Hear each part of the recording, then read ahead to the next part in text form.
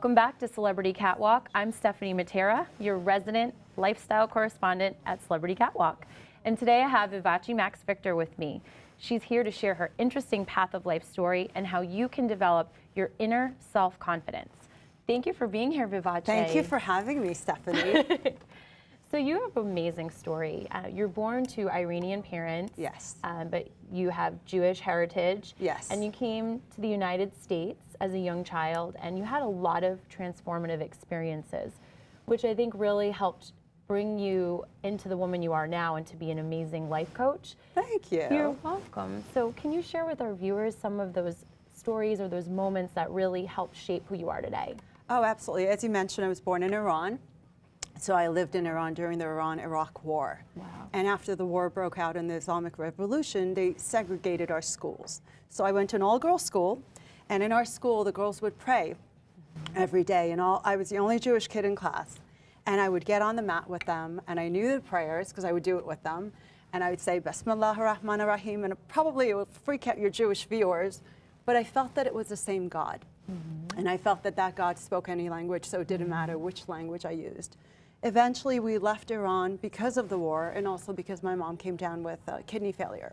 So we moved through the Department of Health because at that time, you couldn't just leave Iran because you wanted to. You had to leave for a reason. So we left through the Department of Health. We went to London. My mom got treatment. Thankfully, she got well. I went to school in London. As a family, we all moved again. We moved to LA.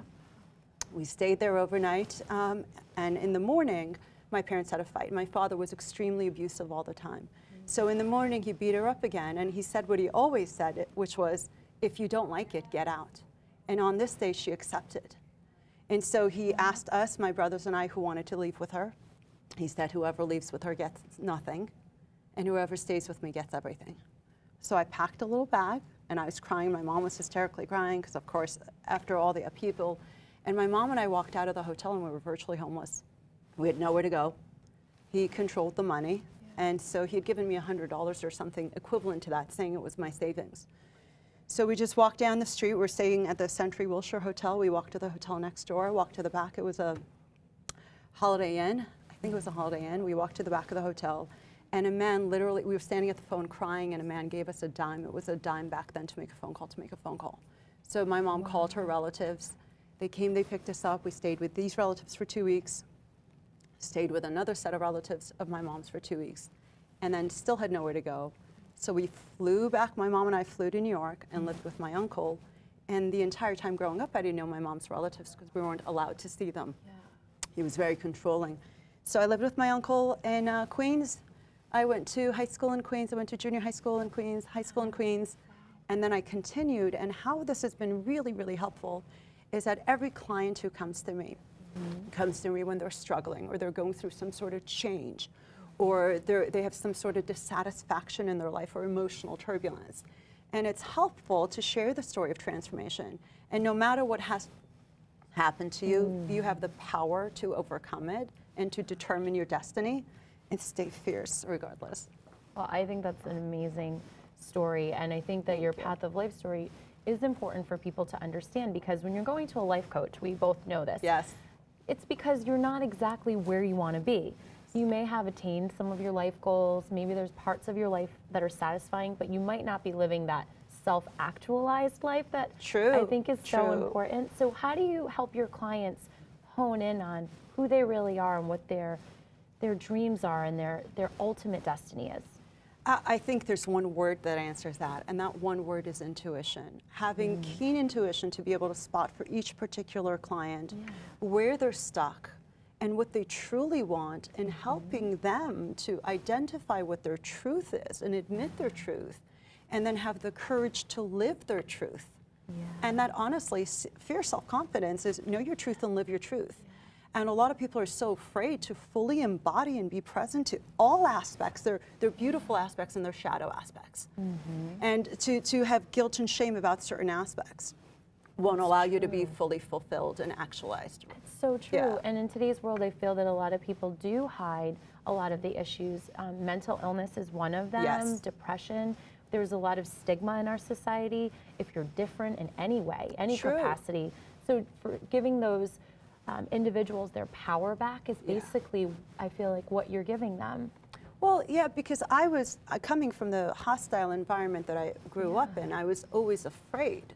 I was always, because I would be beaten too. So I was always afraid, and I was always on edge and not know, but always, not just at home, right? You become neurologically wired for fear, for worry, for anxiety, for disappointment, and I was insecure and I was broken, and I didn't know that you could transform this.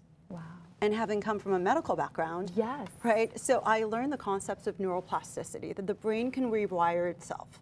So if a person's dominant default emotion is worry, fear, anxiety, anger, rage, hurt, or just shutting down, they can create a new neural pathway, a new groove in their brain, a new route in their brain to literally lead them to a new emotion. So as I had the privilege through grace to transform and learned how it was done, I've been able to duplicate the same model with people who've been through, whether it's tragedies or simple disappointments or large disappointments, but to help the person say, your current reaction is not your destiny, and it's not who you have to be. You can choose who you are in every single moment by really pausing to become clear about what is important to you and what's holding you back. That's incredible. And a lot of our viewers don't know that you went to Cornell Medical School. As a surgical PA, so it's a branch of the medical school, Yes, and as a surgical PA, you definitely have a lot of science background and expertise. And I think also what's interesting is having that career and then transitioning into a life coach. Yes. I think a lot of people think some experiences are wasted, or why did I do that and then I didn't end up doing that for the rest of my life. That's not true. That prepared you to be who you are. 100%. While I was going through the medical path, I wasn't particularly, I was very grateful, always very, very grateful.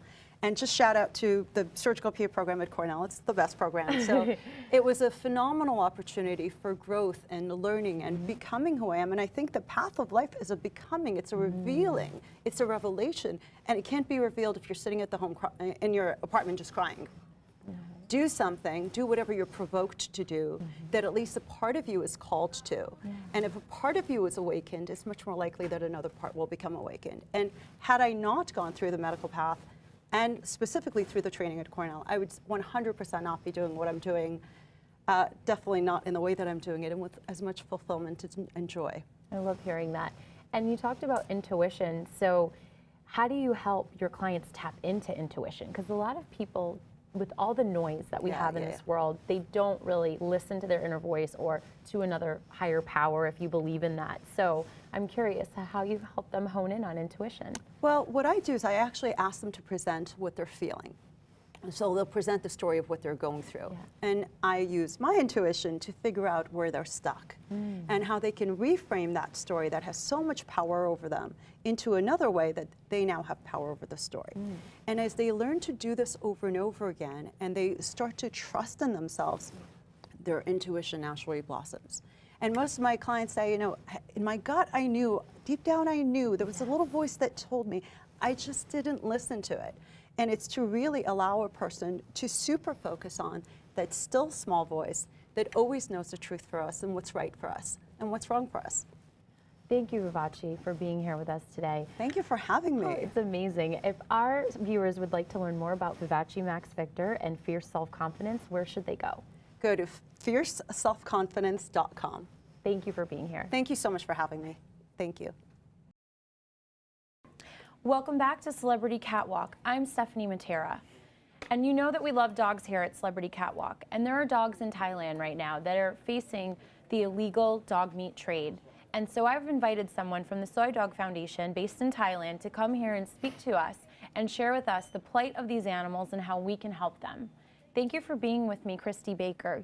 So you're the adoptions manager for Soy Dog Foundation, correct? Yes, correct. Yes. So you're visiting in New York right now, and there's a reason for your visit. So tell us why you're here and what you're working on. There is. At the moment, I'm in New York for 5 days, and I've come to visit rescues that we partner with. So these rescues, for example, Posh Pets and North Shore Animal League, these rescues help us rehome these over 1,100 dogs that we have rescued from the illegal dog meat trade. And over what time span was that?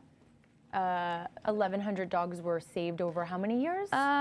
These dogs, the ones in the shelter now, have probably been there for up to a year. Okay. And we've rehomed, we rehomed last year maybe 200 of these dogs. Great. But working with the partner rescues is the way that we're going to get them rehomed quicker. That's great. Yeah. And I know you have a goal for this coming year. Is it about 300 dogs? Yeah, with partner rescues, about 350, hopefully, yes. That's great. Yeah. And the part in it for our viewers to know is that these dogs live in a compound. So it's not the ideal situation for the animals.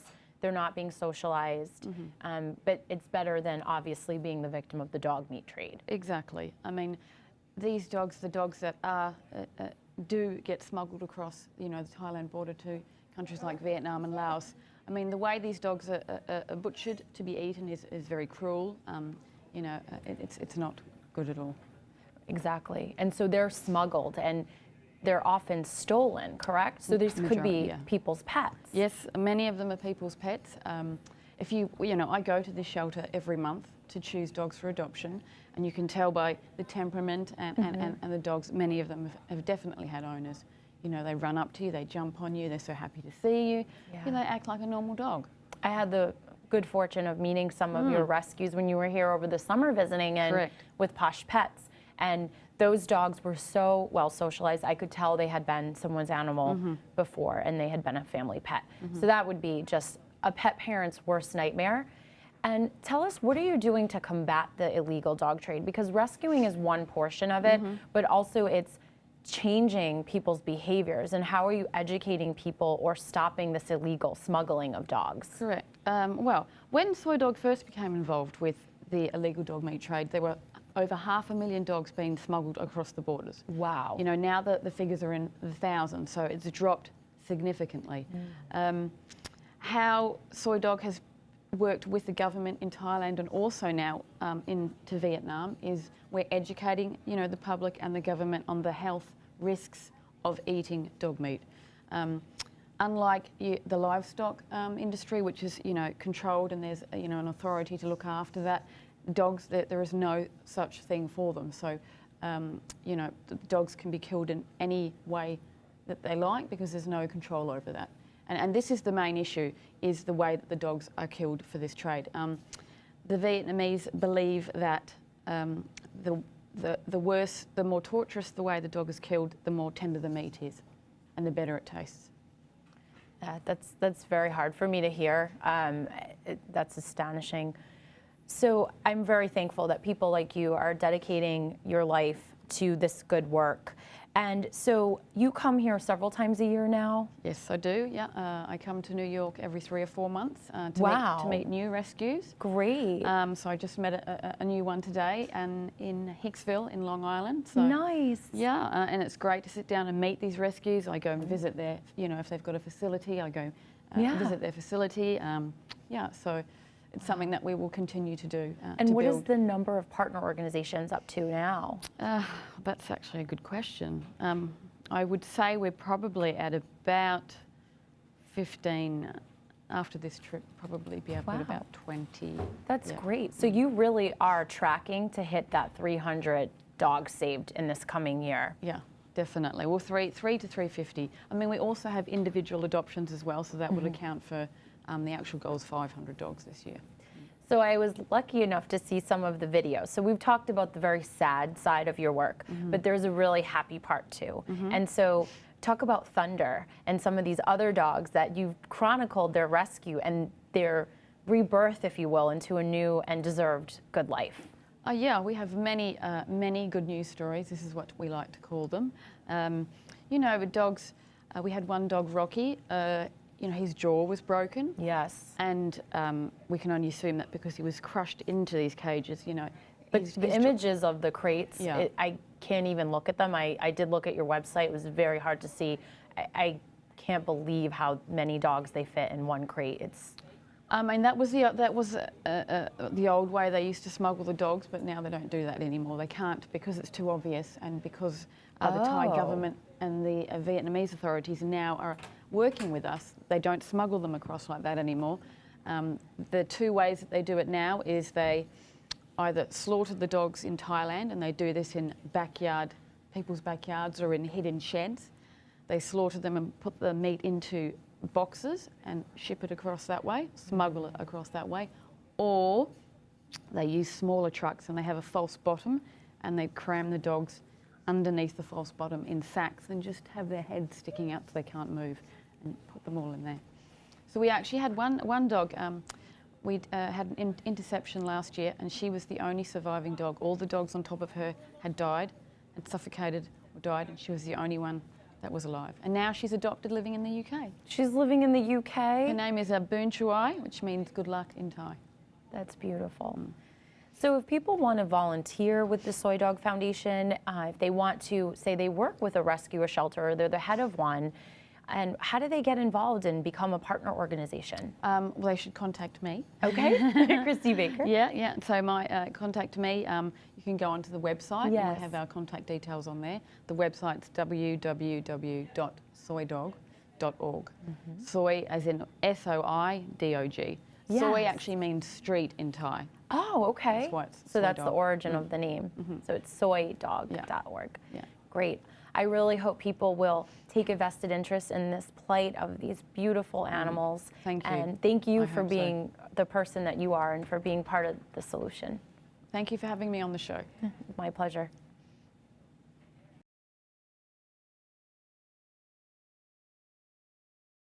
Welcome back to Celebrity Catwalk. I'm Stephanie Matera, your lifestyle correspondent. And we all know here in New York City that dogs love to dress up. They go to fabulous charity events and soirees, and they want to look just as good as their human companions. Here to tell us more about two amazing designs is Susan McGuire.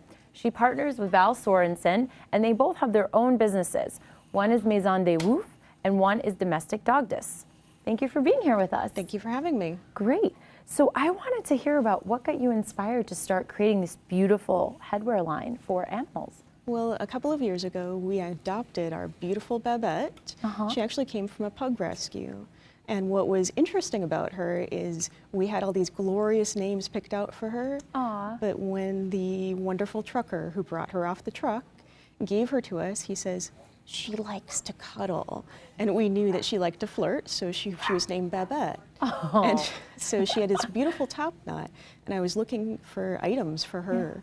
And I just couldn't find them. They weren't out on the market. And I was really inspired, and I love accessories. What girl doesn't like shoes?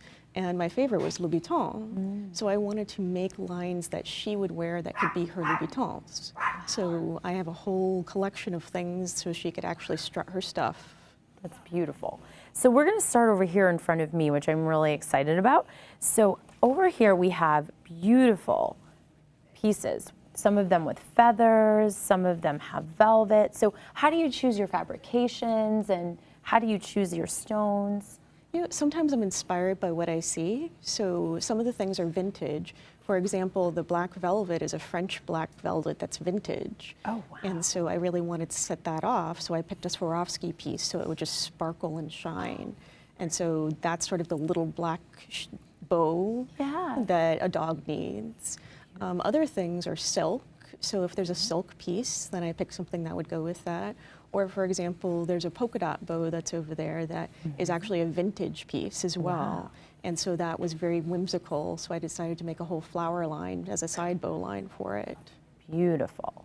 And then I'm a polo girl. I love to go to polo matches, and we all know the fascinators are very big Absolutely. at the polo matches. So these are gorgeous. So you. where do you get your ideas for the fascinators? Some of them, sometimes they're from movies. So Babette likes to lounge on the couch, just like every Shih Tzu would. And so she loves old classic movies. So some of them are 20s, 30s designs. Okay. And some of them are just, you know, inspired by the materials that they just speak to you and they just tell you what they need to have done to them. This one's eye-catching. What was the inspiration for this piece? It was just a glamour girl with a giant feather headpiece. It was actually a Marilyn Monroe picture that I saw. Oh, And I think wow. it was Diamonds Are a Girl's Best Friend. It may have been, but That reminds me of. yeah. So there's actually completely coated in Swarovski, and there's over 350 that are on there. Wow, that's a lot of work. So that brings me to, you make all of these by hand. They are. So you put a lot of love and time into these, and everything's made here in the U.S. Absolutely. That's great. So Val and I really take pride in using really good quality materials that people could enjoy. Yeah. How long would a piece like this take you to make? That took me, a good week to actually get that done. And everything is actually done in old vintage Milner style as well for me because it's wool felt. Okay. And I actually steam it and press it and actually shape it into a hat shape and then hand sew it. That's incredible. So you have a very detailed process There is. to make these.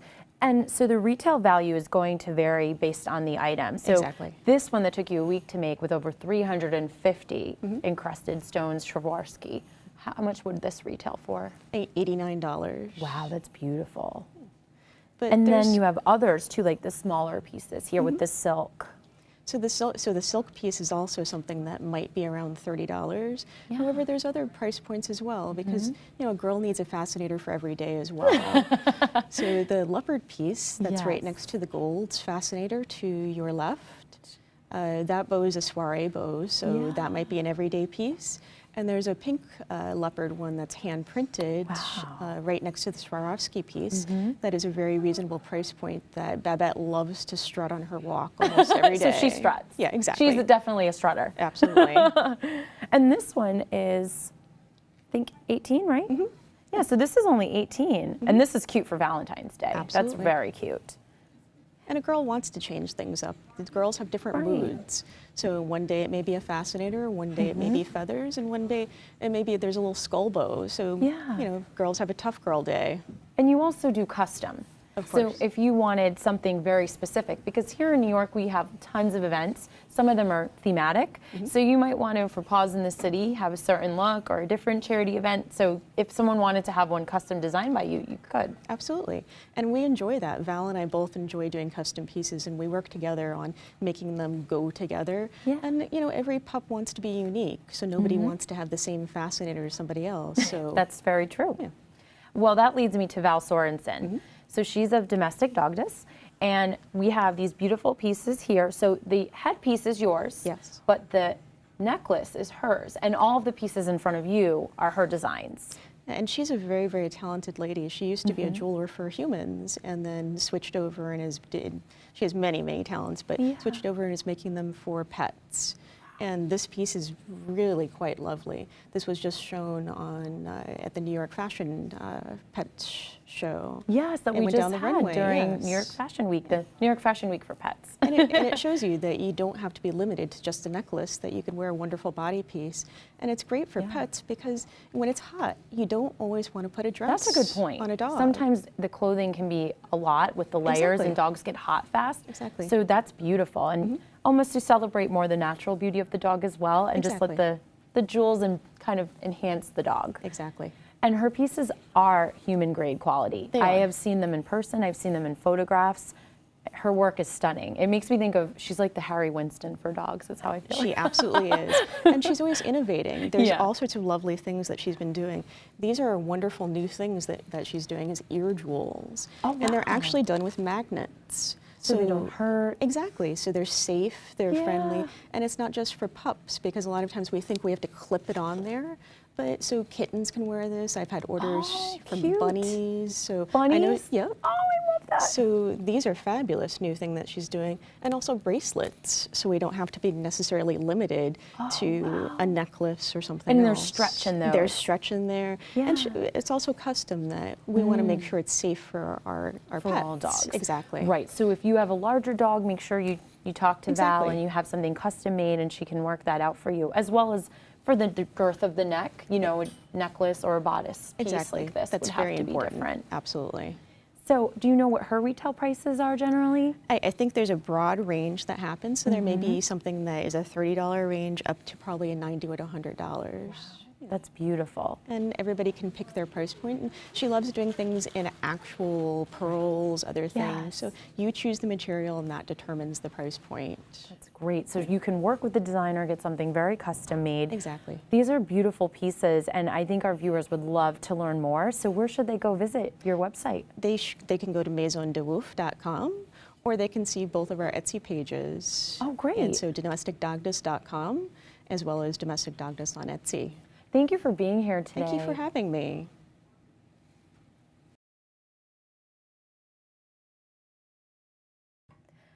I'm with Annie Masseri from Little Bear Dog Apparel and Mila, her beautiful little dog, and they're here to share with us a Spring 2016 dog apparel preview. Thank you for being here. How are you? Thank you, Stephanie. We're good. How are you? Great. So these little ponchos, I wish you made them in my size because I would totally rock these. Right. So tell me about some of the construction and where they're made. And This is our newest item, and we're pretty excited about it because these are all hand knit in New York from some local artisans that we met up with, and we kind of just tag teamed the design. And everybody's wearing fringe, so why can't our dogs wear fringe? So we decided to do a shawl cape kind of thing, and it's just easy on, off with a buckle, and you can wash it. Wow. So we're keeping it practical, dog so friendly. they're machine washable? Yep. Oh, wow, that's great. Yeah. Gentle cycle though? Really helps. Well, yeah, gentle's Okay. probably wise. Okay, good. So the bandanas are adorable as well. Thank you. And what I really love about these is that you have this snap detail so that the bandana stays and it looks the same way you put it on in the morning. It's going to look like that all day. Exactly, exactly. You can never get the same tie twice, so we took the challenge out of the bandana. That is adorable. Thank you. And then we also have some great little shirts here. Yeah, this is kind of gonna our hold one up. classic signature item, our best seller. They're flannels, again, machine washable, snap on, snap off, and they're kind of, we're going for some gender neutral colors. Oh, I love these. I have 3 boy dogs at home, and this is what I love because your clothing, it has a people feel to it. So my dogs would be comfortable in it. It looks like ready to wear for dogs. It's fabulous. Exactly, we're kind of going for what would we be wearing right now? Why not make it for the dog? So the price points, just for our viewers, I saw that, I think this was $79.99. Yep, all the Okay. hand knit stuff varies by size, and we offer custom colors. We can kind of customize it to your taste. They all have an eclectic, different buckles. Some of them are antique, some of them are new. Oh. And so you can order in any color, any size, and kind of the pricing is just varied from $59 to $99 depending on the size. Great. Yeah. So you can go up all the way to large size dogs? Totally, we can accommodate any size dog So now. don't let Mila fool you. She's adorable. That's right. She is the fit model in extra small, mind you. Yes, and I think she's the inspiration for the hang tags. She is. I mean, slight resemblance, right? Yeah, I definitely saw that there. So if our viewers want to learn more about Little Bear Dog Apparel, where should they go? They can check out our website at www.littlebeardogapparel.com or on Instagram at little_bear_NYC. So you saw it here at Celebrity Catwalk. Make sure your dog is super fashionable this spring 2016.